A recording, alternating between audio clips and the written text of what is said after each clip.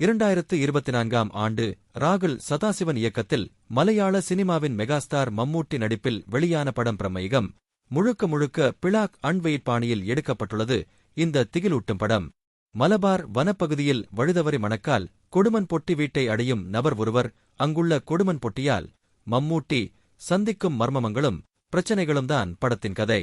படத்தில் மம்மூட்டி நெகட்டிவ் ரோலில் நடித்துள்ளார்.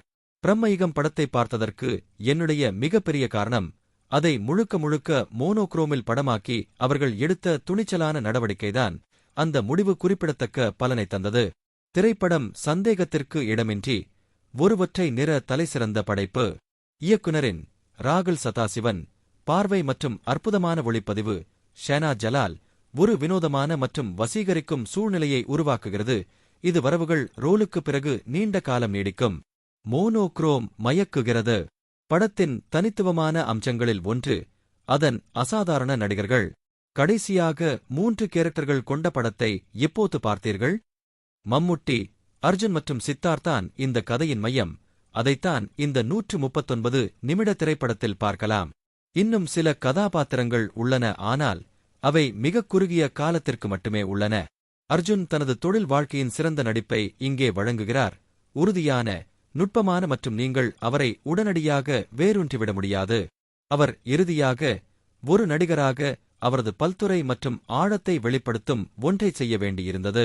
அவரது சித்தரிப்பு பாத்திரத்திற்கு அடுக்குகளை சேர்க்கிறது. அது உண்மையிலேயே மறக்க முடியாததாக ஆக்குகிறது. சித்தார்த்தும் அப்படித்தான். அவர் தனது பாத்திரத்தில் பிரகாசிக்கிறார். நுணுக்கமான மற்றும் அழுத்தமான நடிப்பை வழங்குகிறார். அர்ஜுனுடனான அவரது கெமிஸ்திரி நம்ப முடியாதது மற்றும் இது கதை சொல்லலை புதிய உயரத்திற்கு உயர்த்துகிறது. பிரம்மயுகத்தின் விவரிப்பு குறைபாடற்றது. சஸ்பென்ஸ், நாடகம் மற்றும் அதன் அரசியல் கூறுகளை தடையின்றி ஒன்றாக இணைக்கிறது. இந்த படத்தில் அதிக திருப்பங்கள் இல்லை, ஆனால் அது அப்படி உருவாக்கப்பட்டதால் நீங்கள் உங்கள் இருக்கைகளின் நுனியில் இருப்பீர்கள், ஆரம்பம் முதல் முடிவு வரை. பிரம்மயுகத்தின் உண்மையான நட்சத்திரம் பழம்பெறும் மம்முட்டி. அவரது சித்தரிப்பு முழுமைக்கு குறைவில்லை. கதாபாத்திரத்தின் சாரத்தை மிக நேர்த்தியுடன் உள்ளடக்கியது. அந்த பாத்திரத்தில் வேறு யாரையும் கற்பனை செய்து பார்க்க முடியாது.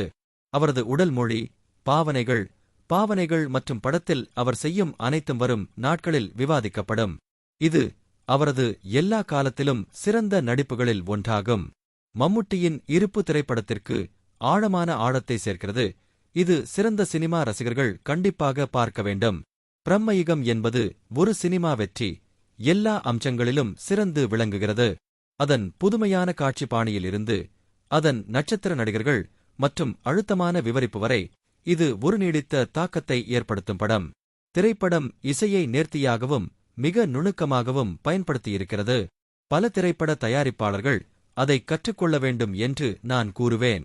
மம்முட்டியின் நடிப்பு மட்டுமே அனுமதியின் விலைக்கு மதிப்புள்ளது. இது எல்லா இடங்களிலும் உள்ள சினிமாக்காரர்கள் கட்டாயம் பார்க்க வேண்டும்.